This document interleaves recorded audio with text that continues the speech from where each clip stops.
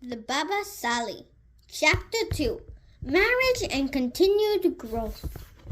When he was 16 years old, Rabbi Israel got married. His wife Pira knew she was marrying a young man who would be a great light for the Jewish people. One day, Rabbi Israel approached Pira and asked, "Would it be difficult for you if I stayed in the Beis Midrash all week and came home only for Shabbos?" Pira said, "More than anything else, I want you to grow and grow so that you'll become a great Talmid Chacham. If that means that you must stay away all week, then of course I agree." Rabbi Israel wanted to start wearing the tefillin, which his parchments inside the boxes are arranged, according to the opinion of Rabbeinu Tam. He went to the sofer's house to discuss ordering a new pair of tefillin. The sofer's eyes widened at the sight of the visitor. "What an honored guest!" he exclaimed. "Please sit down, Rabbi Israel." When they were sitting opposite each other, Rabbi Israel began to speak. "I would like you to write the parchments for a set of Rabbeinu Tam's tefillin. I want the tefillin to be prepared with the utmost purity. I would like to tell you exactly what I have in mind. When you write certain words, also it is important to me that you do not write at night. I want my tefillin to be written only in the daylight." The sofer looked at Rabbi Israel with admiration. He was so young and he already reputation was so great. Obviously, Rabbi Israel continued, "It would take more time for you to write the tefillin my way, but I will be happy to pay you what you think is fair for that." The sofer understood not just any tefillin would do for this holy young man. "I will make sure to do as you say," he promised. "You will not be disappointed." One other thing Rabbi Israel threw over his shoulder as he was leaving. "Please do not tell my father about this." Rabbi Israel was overjoyed when he heard that his tefillin was ready. He put them on. He could tell that the sofer had followed all of his instructions. That night, Rabbi Israel's father, Rav Masu, had a dream. His own father, Rav Yaakov, appeared to him and asked him why Israel was not wearing the tefillin of Rabbeinu Tam. Early in the morning, Rav Masu called for his son, "Israel, the time has come for you to start wearing the tefillin of Rabbeinu Tam." Rabbi Israel smiled from ear to ear. "Father, I have just begun to wear the tefillin of Rabbeinu Tam."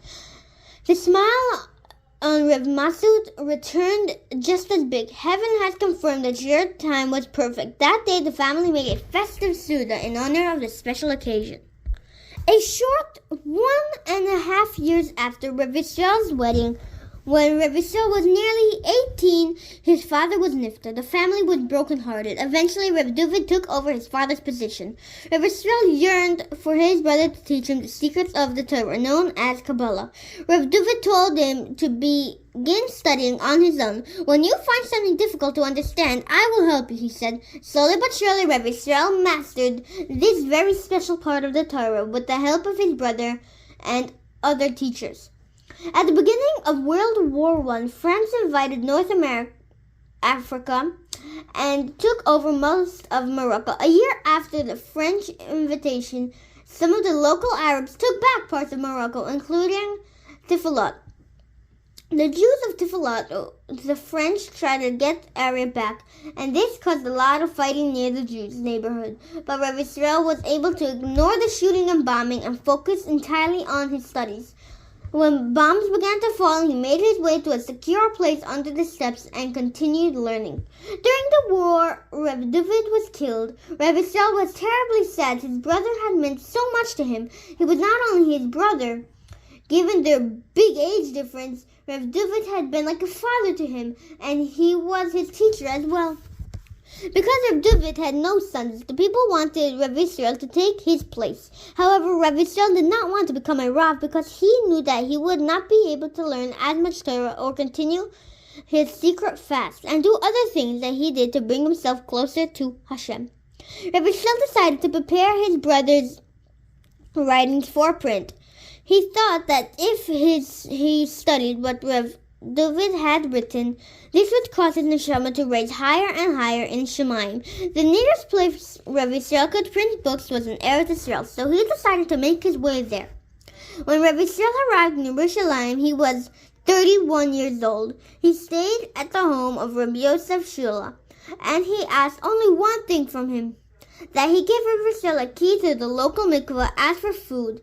All Rabbi ate while there was a little bit of potatoes for supper and a hot drink for breakfast. During his stay, the only one time Rabbi went out was before sunrise. The rest of Rabbi day was taken up with tefillos and learning. Rabbi set out to make an audience of visitors near Rabbanim in Yerushalayim. He had waited to visit the oldest tzaddik of the generation, Rabbi Shlomo Eliezer Alefandri, who was 95 years old at the time. When Rabbi Israel entered the room, Rabbi Aftari stood up for him. Those present could not believe their eyes. Rabbi Aftari was known to have very strong opinions, and he had high expectations. Yet there was a young man whom he clearly admired greatly. This meant that the visitor was very special. The two spoke for a while, and before Rabbi Israel left, Rabbi Aftari asked him for a bracha. Rabbi Israel felt uncomfortable. Who am I to give you a bracha? You're such a holy and elderly tzaddik, he thought. But Rabbi Aftari insisted, and in the end, out of great respect for the tzaddik, Rabbi Israel blessed him. Chapter 3. The Baba Sali becomes a Rav and Rosh Hashiva. Will continue in the next video.